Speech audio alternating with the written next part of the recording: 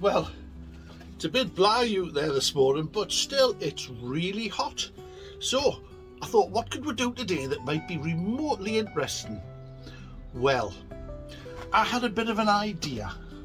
I'm aware that a lot of people live in tiny flats and they've got a balcony, on the 10th floor, so it's about this big. And I wondered, what could you actually grow on a balcony that's quite small, maybe a square yard? That's old money, by the way. A square metre, let's say. Now, most balconies are 2 metres by 1 metre. Got a bit of a railing maybe, or a bit of a wall.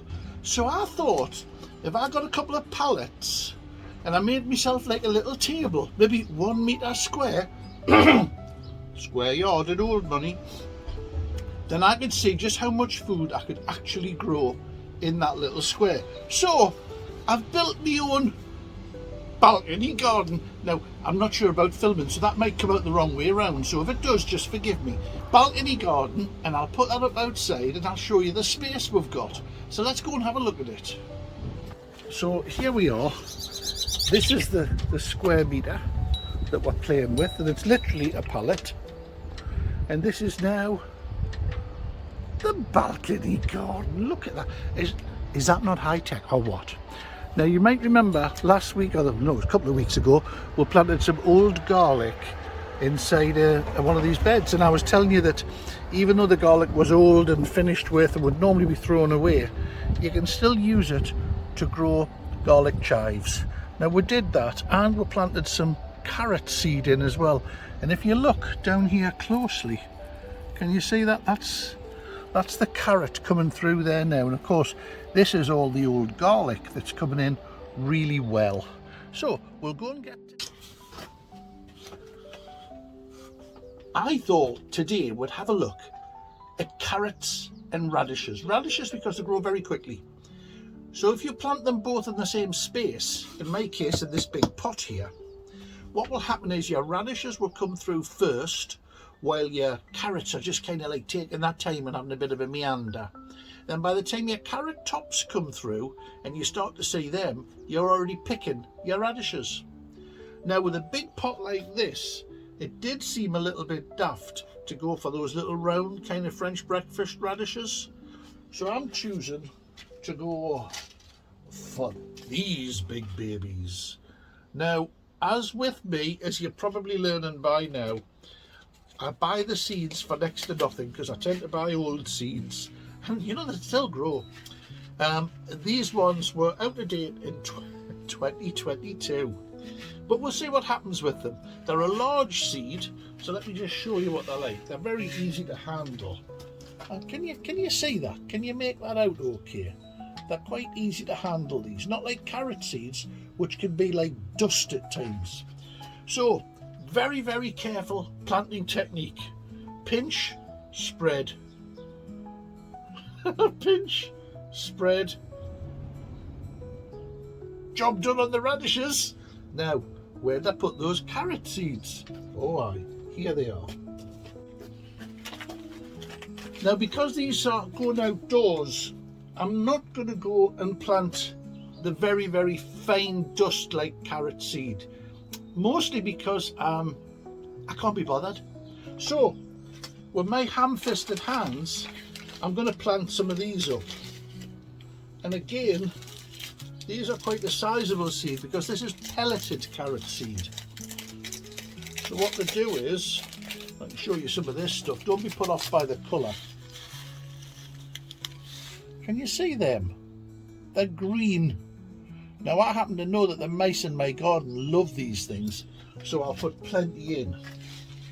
Now, as we did with the radishes, pinch, spread them round, pinch. Now, remember, you can't overplant these things because as they start to grow and they get to any form of like usable size, like little finger size, your thinnings that you take out, bit of a scrub, straight on your salad.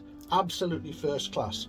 So you actually want to intentionally overplant this. So a few more just gets tossed in the top there, just for good luck, really more than anything else. And as we do with all of this, couple of handfuls of old compost, just spread lightly over the top. Now I wet the compost in here before I put it in. Now I've made sure also that there's good drainage in the bottom here, because the last thing you want is sticky, wet, horrible soil or compost on your carrots, because they won't like it. If anything, they prefer it a little bit dry. So we'll just do that. Now the old trick of the old gardeners was as well, they didn't water their carrots from the top. And the reason was they were growing big carrots for the shows. Where I come from, the northeast of England, vegetable shows were a big thing at one time, particularly leek shows. I mean, you could win a car. You know, there was a national leek competition at one time. You won a house. Now, I mean, those competitions have gone, but the old techniques should still be adhered to. If you water your carrots from the bottom, your carrot will throw down its root, because remember, carrots just a good big root really. It'll throw the carrot down longer to reach the water at the bottom. If you just water on the surface, it doesn't need to. It just sits on the top and you can get like a little stubby carrot, or worse still, it starts to fork. So I've got some holes in the bottom here, and I'm going to put it on a tray and I'll water the tray. Now yes, it'll get rainwater as well, but I'll be watering from the bottom. So let's get this outside in the balcony garden and see what it looks like. So as you can see, nice big pot. For now, we'll push that right back against the wall there, trying to stay within that metre still. Now you'll probably notice that I've got a bit of old trellis up there, and you'll be wondering what we're going to do with it. Well, do you know what? For now, it stays there, but very shortly we're going to do something else. Those seeds were put in literally 2 weeks ago, not even that. Well, look at that. They've all come through already. Now you'll notice that because I used old compost to plant them in, I'm getting a few little rogues like this. These are just bits of weed, little bits of weed, and look how hard it is to get rid of them. They're grass, bit of barley, a few bits and pieces. But you can see in the main, the plants, the seeds were put in, are still coming through, no trouble at all. Look at that, tomato seeds coming in there, red cabbage seeds. These are pumpkins, and they were 4 years out of date when I planted them. They've come through well. And you know the out of date kale seed? Well, look at that. We're going to have to pot that lot on shortly. But nothing has come out of the coriander yet. So we'll keep our eyes going on that. So you see, I hope you're starting to realise by all of these crazy little videos that I put up, that actually gardening's not hard. People have been doing it forever. Since they put the first seed in the ground and it grew, they were gardeners. Before that, they were foragers. But after that, they were gardeners. Now, we've invented all sorts of crazy rules and, practices for growing it. But basically, you take a seed, you put it in the ground, and it grows. And if I can do that, you know what? I bet you can do it as well.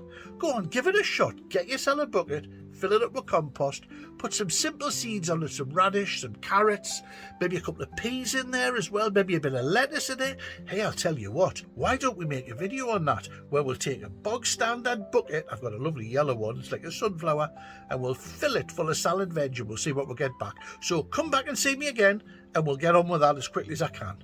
Catch you later. Bye now.